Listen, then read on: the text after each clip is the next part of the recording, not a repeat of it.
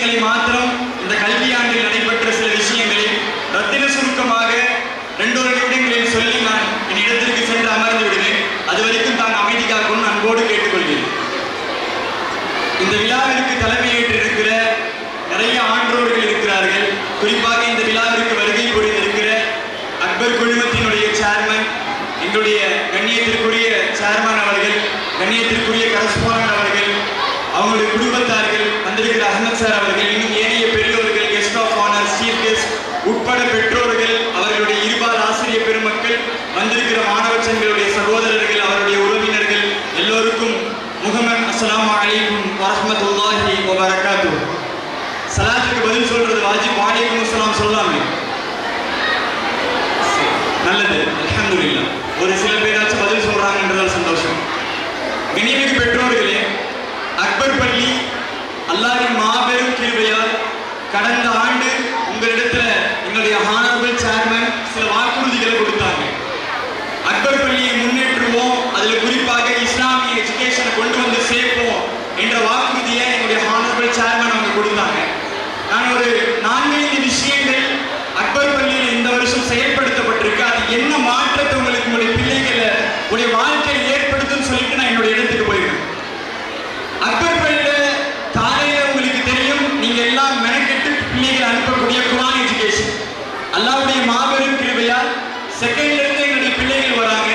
அதுல 2வது வகுப்புக்கு மேலாக இருக்கக்கூடிய பிள்ளைகள் ஒரு ஜுஸுக்கு மேலாக பாடம் செய்திருக்கிறார்கள். இதெல்லாம் நீங்கள் அறிந்ததுதான்.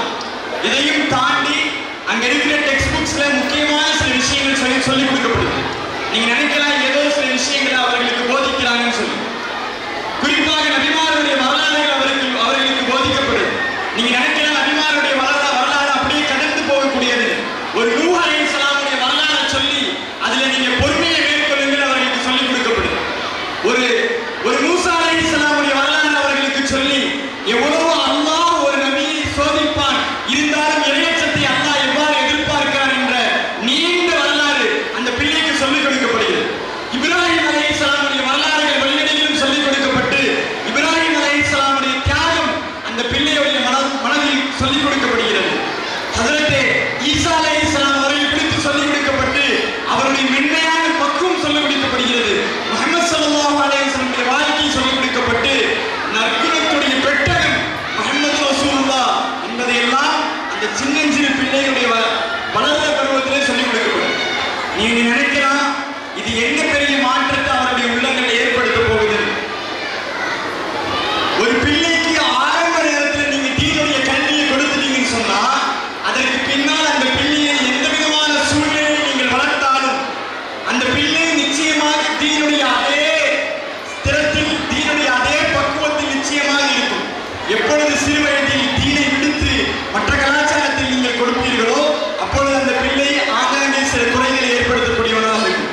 உங்களுக்கு தெரியுமா, இன்னைக்கு உங்க எல்லாருக்கும் சொல்லக்கூடிய அதிர்ச்சியான தகவல், கோயம்புத்தூர்ல அதிகமா நடந்து கொண்டிருக்கிற ஒரு பிசினஸ் என்னன்னு தெரியுமா? கொஞ்சம் பெற்றோர்கள் கவனிக்கணும், வயதான பெற்றோர்கள் கொஞ்சம் கவனிக்கணும். இன்றைக்கு கோயம்புத்தூர்ல டாப் பிசினஸ் என்ன தெரியுமா? அனாதை ஆசிரமம். பிள்ளைகளை இறுதி நேரத்தில் கொண்டு போய் கொடுக்கக்கூடிய ஓல்டேஜ் ஹோம்ஸ் வந்து கோயம்புத்தூருடைய அந்த கேரளா பார்டர் ஃபுல்லா நிறைய வந்துருச்சு. இன்றைக்கு பெரிய பிசினஸ் கோயம்புத்தூர்ல ஹோமேஜ் தான். ஓல்டேஜ் அம்மா அப்பாவுக்கு 50 வயது ஆயிடுச்சுன்னு சொன்னா மாசம் 5000 கொடுத்து அவங்களுடைய பெற்றோர்கள் அங்க கொண்டு போய் விட்டுறாங்க. மாசம் தொகை கொடுத்தா மட்டும் போதும், அந்த ஹோமேஜ்ல அவங்க பார்த்துப்பாங்க. உங்களுக்கு தெரியுமா, அதுல வீடுகள் அமைக்கப்பட்டிருக்கிறது. 40,000 டோட்டல் செட்டில்மெண்ட் பர் இயர். அது இல்லாம மாசம் 5000 அவங்களுக்கு ஒரு வகையான வீடு. 1 லட்சம் டோட்டல் செட்டில்மெண்ட் ஒரு முறை, ஒரு வருஷத்துக்கு மாசம் 7,000 அவர்களுக்கு ஒரு வகையான உணவு.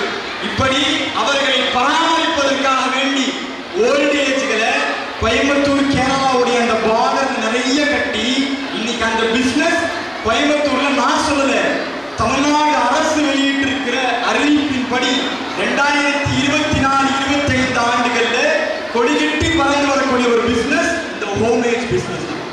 இந்த ஓல்டேஜ்கள் முதியோர் இல்லங்கள் தான். இதற்கான பெரிய காரணங்களை ஆய்வு செஞ்சு தமிழ்நாடு அரசு சார்பாகவே சில ஆர்கனைசேஷன்ஸை கூப்பிட்டு இது ஏன் வளர்ந்துட்டு வருது அப்படின்னு ஆய்வு செய்து பார்த்தா இன்றைக்கு பிள்ளைகள் பெற்றோர்களை 45 வயதிற்கு மேலாக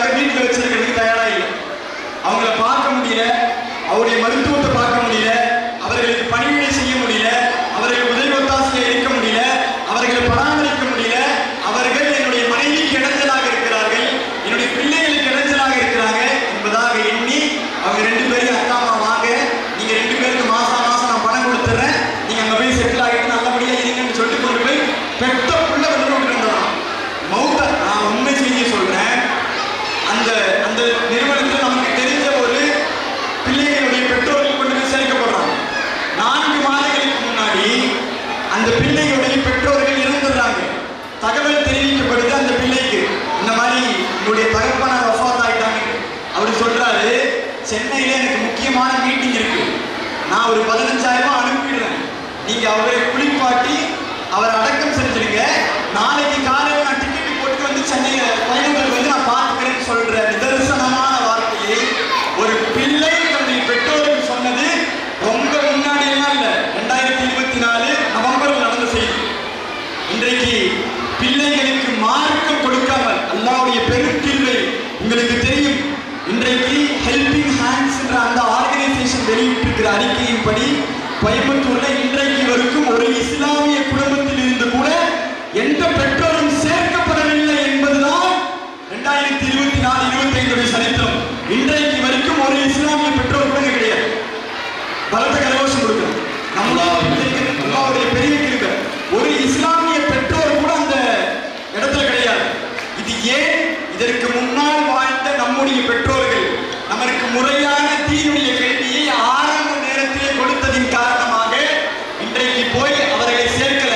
ஆனா இன்றைக்கு நீங்க கண்கூடாக பார்க்கலாம், இன்றைக்கு வளரக்கூடிய பிள்ளைகள், நான் ரொம்ப ஓப்பனாகவே பேசுறேன், சைக்காலஜில சொல்றாங்க 2000க்கு பிறகு 2010க்கு பிறந்த பிள்ளைகளை Gen Z கம்யூனிட்டி சொல்றோம். Gen Z கம்யூனிட்டி, இவங்களுடைய கம்யூனிட்டிக்கு அவங்க கொடுக்கிற சைக்காலஜி டெஃபினேஷன் என்ன தெரியுமா?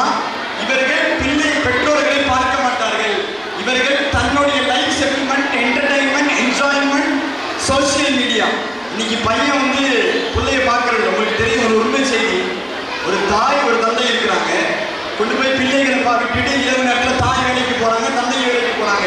இரவு நேரத்தில் எல்லாரும் வந்துடுறாங்க, லைட் ஆஃப் பண்ணிட்டு இஷாவுக்கு பிறகு டிவி ஓடிட்டு இருக்கு. அந்த அம்மா எதையோ சாப்பிட்டு இருக்காங்க, லைட் ஆஃப் பண்ணிட்டு கொஞ்சம் எதையோ சாப்பிடுறாங்க. சாப்பிட்டு கொஞ்ச நேரத்துக்கு பின்னாடி தொண்டையெல்லாம் எரியுது.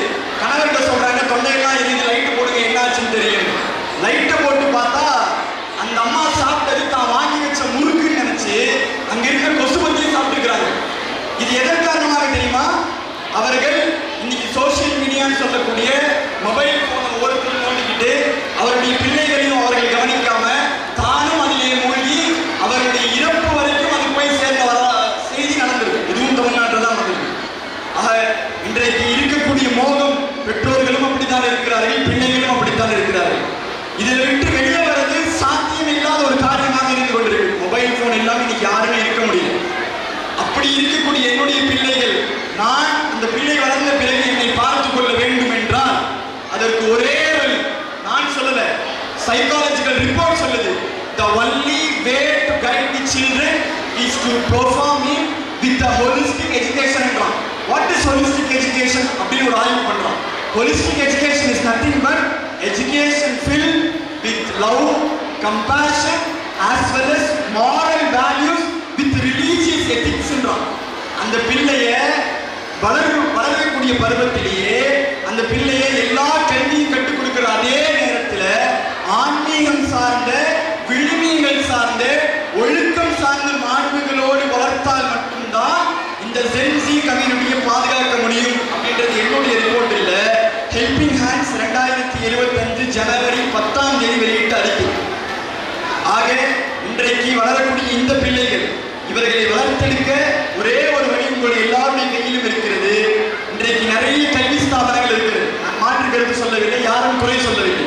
இன்றைக்கு தென்காசி முழுக்க நிறைய கல்வி ஸ்தாபனங்கள் வந்திருக்கின்றன. இன்றைக்கு கல்வியும் ஒரு பிசினஸாக பார்க்கப்படுது. உங்களுக்கு தெரியும், இன்னைக்கு நிறைய கார்பரேட் கம்பெனிஸ் உடைய ஸ்கூல்ஸ் நிறைய வந்துகிட்டு இருக்கு, நம்முடைய மாவட்டத்திலே வந்துட்டு இருக்கு. அதையெல்லாம் ஒரு பக்கம். ஆனால் நீங்கள் ஏன், நான் அக்பர் பள்ளி என்பதற்காக வேண்டி இங்கு பேசவில்லை, நீங்கள் ஏன் இஸ்லாமிய எஜுகேஷன் இருக்கிற பள்ளியை தேர்ந்தெடுக்க வேண்டும் தெரியுமா? எங்க போனாலும் உங்களுக்கு எஜுகேஷன் கிடைச்சிடும், நிச்சயமாக கிடைக்கும். ஆனா அரபியில சொல்லுவாங்க இல்ல, மல்லா அதவலஹு லா இல்மலஹு, யார் இடத்துல ஒழுக்கம் இல்லையோ அவரிடத்துல கல்வியே. கல்வின்னு சொன்னாலே என்ன டெஃபினிஷன்னா ஒழுக்கம் பிளஸ் கல்வி, இதுதான் கல்வி. உங்களுக்கு தெரியும், தமிழ்நாட்டில் பிரபலமாக இருக்கக்கூடிய ஒரு தமிழ்நாட்டில்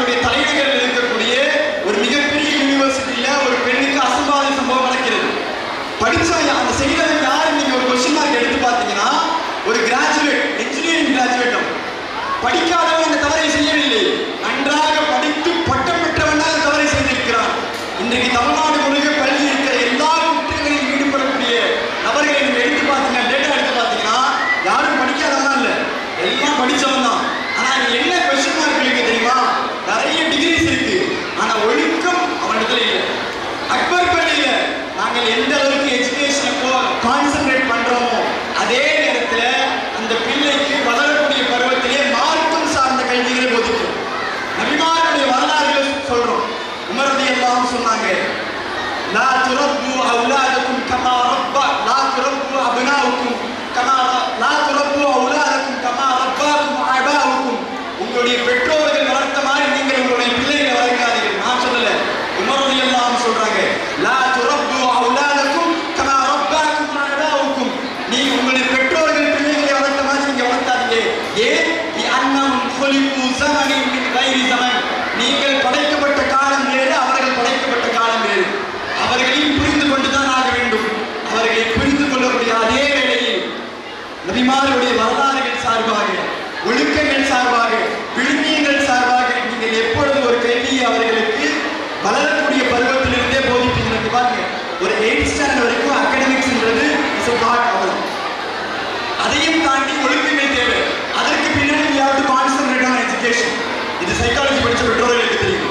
அதனால் அக்பர் பள்ளியில் நாங்கள் கான்சென்ட்ரேட் பண்றது ஒழுக்கம் சார்ந்த கல்வி, விழுமியங்கள் சார்ந்த கல்வி, ஆன்மீகம் சார்ந்த கல்வி, மார்க்கம் சார்ந்த கல்வி, அவரை சாலையான ஒரு பிள்ளையாக உருவாக்கக்கூடிய கல்வி.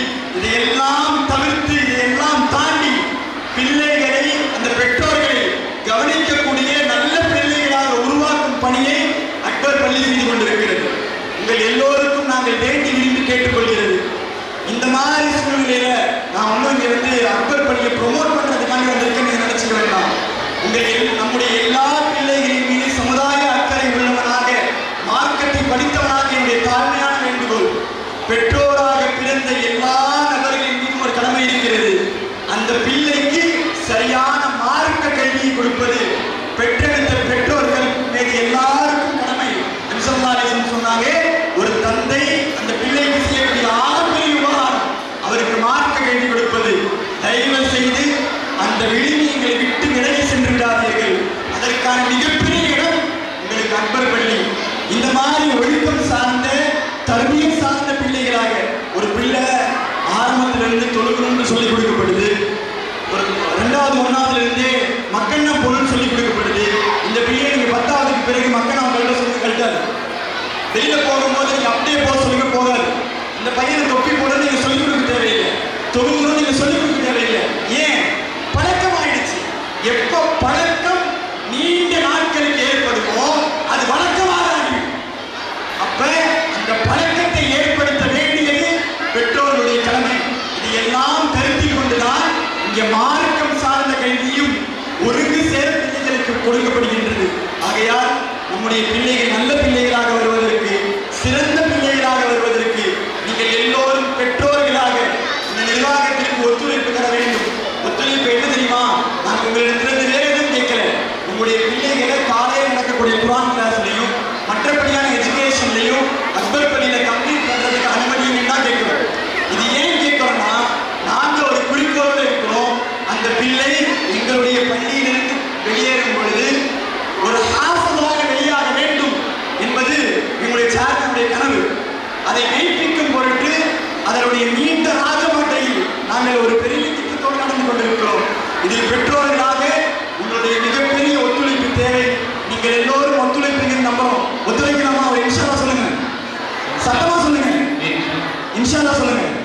அது எல்லா நல்ல விஷயங்களையும் அல்லாஹ் நம்மளை காரண காரியமாக ஆக்குவானாக.